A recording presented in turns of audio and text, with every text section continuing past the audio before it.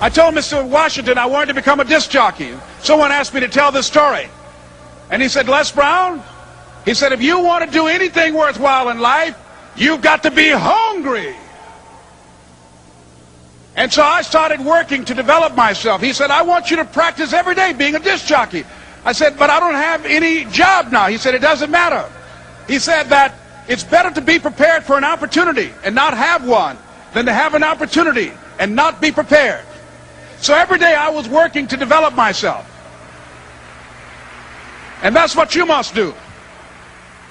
And as I was working to develop myself, I applied for a job as a disc jockey, WMB, I'm on Miami Beach. I went to a guy named Milton Butterball. I said, how you doing, Mr. Butterball? I'd like to get a job as a disc jockey. He looked at me, he said, do you have any broadcast background? I said, no, sir, I don't. Do you have any journalism background? I said, no, sir, I don't. He said, we don't have any jobs available. I said, yes, sir.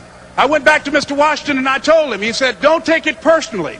He said, most people are so negative, they will have to say no 7 times before they say yes. He said, go back again. So I went back again.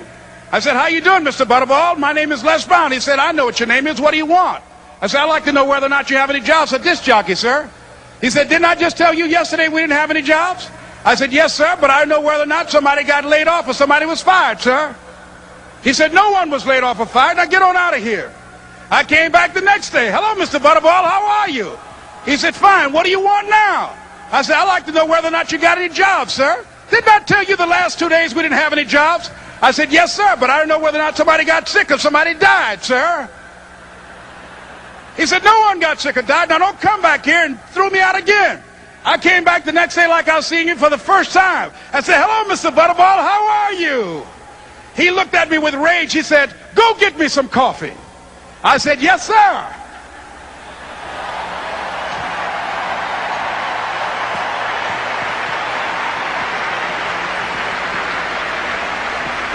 And I went to get him some coffee.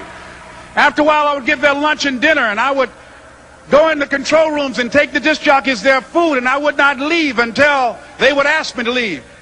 Then they started trusting me to pick up entertainers that came to town. Entertainers like the Four Tops and the Temptations and Diana Ross and the Supremes. I would drive them all over Miami Beach in the disc jockeys' big long Cadillacs. I didn't have any driver's license, but I was driving like I had some.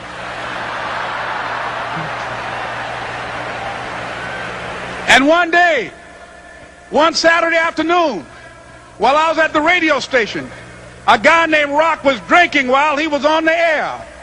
I was the only one there, looking at him through the control room windows, walking back and forth, young, ready, and hungry.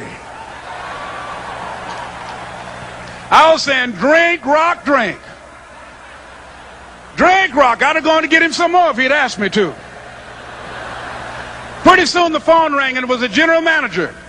And I answered the phone. I said, hello? He said, Les, this is Mr. Klein. I said, I know. He said, Rock can't finish his program. I said, I know. He said, would you call one of the other DJs in? I said, yes, sir. I hung the phone up. I said, now he must think I'm crazy. I called my mom and my girlfriend, Cassandra. I said, y'all turn up the radio and come out on the front porch. I'm about to come on the air.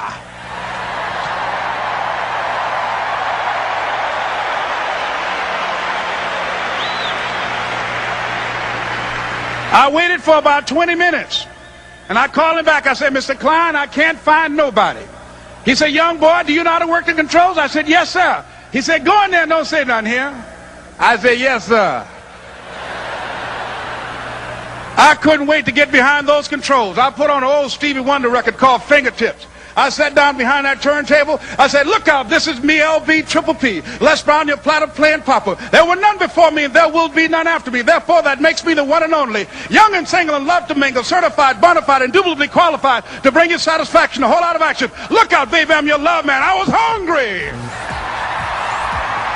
I was hungry. You gotta be hungry.